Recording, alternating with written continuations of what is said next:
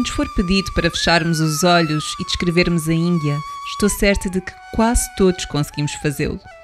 Quase todos temos uma imagem mental de como é este país. Talvez por causa de filmes, de livros ou até mesmo de relatos de viajantes. Talvez imaginemos um país com muitas cores, com diferentes cheiros, com palácios riquíssimos repletos de detalhe, mas também um país confuso, com trânsito caótico e transportes a abarrotar, com ruas sujas, comida picante e o que acaba por demover alguns ocidentais a visitá-lo: o fosso económico entre as pessoas. Então, por que viajamos para a Índia? Será que queremos ter uma experiência diferente de todas as que tivemos até então? Será que queremos sair da nossa zona de conforto e testar a nossa resiliência? Será que queremos fugir dos nossos pensamentos? No fundo, valerá a pena visitar este país.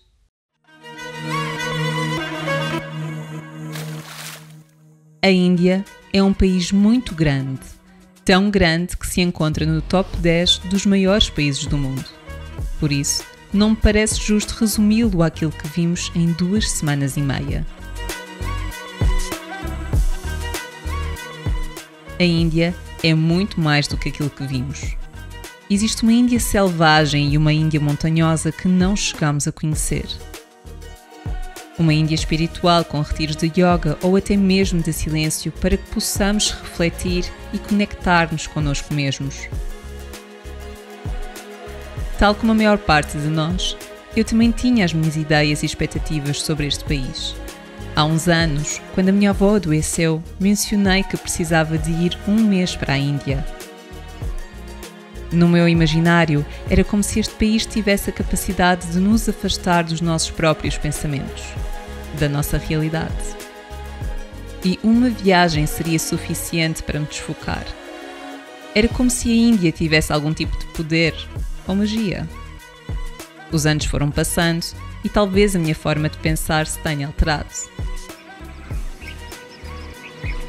A verdade é que senti que a Índia tem a capacidade de nos provocar diferentes emoções, apelando à reflexão. Acredito que todas as viagens contribuem para o nosso enriquecimento pessoal. Todas, sem exceção, ajudam a moldar a nossa visão do mundo e da humanidade. Vão plantando e alimentando desejos e sonhos. O nosso sentido crítico melhora e o respeito e a empatia pelas pessoas nunca diminui. A Índia não foi exceção. Senti que, mais do que noutros países, consegui colocar inúmeras perguntas sem a ânsia da procura de respostas. Talvez seja esta a Índia que tantas pessoas procuram. Talvez este sentimento contribua para que, ano após ano, alguns viajantes regressem a este país afirmando que o amam. Mas a Índia desafia os seus visitantes e, para nós ocidentais, o choque cultural é inevitável. Para uns, mais do que para outros, mas diria que existe sempre. E isso, aliado a um possível desconforto físico ou emocional, faz com que outros viajantes digam que odiaram a sua experiência neste país. A Índia é regularmente catalogada por extremos, amada por muitos e odiada por outros. E eu acredito que possa existir uma zona cinzenta, uma zona que nos permita gostar sem estarmos em constante êxtase, que nos permita observar sem estarmos sempre a criticar ou julgar. Mas de uma coisa estou certa: ninguém fica indiferente à Índia. Se este é o primeiro episódio que vês sobre a nossa viagem à Índia, poderás gostar de ver o episódio que se segue, a nossa experiência no Festival Holi. Queres dizer alguma coisa sobre o Holi? Foi divertido? Primeiro achei que não estava a ser assim tão divertido, porque senti-me um pequeno alvo.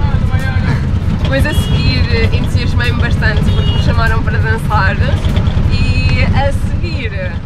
E se gostaste deste episódio, não te esqueças de deixar o teu like. É apenas um clique e ajuda bastante o canal. Obrigada e até breve.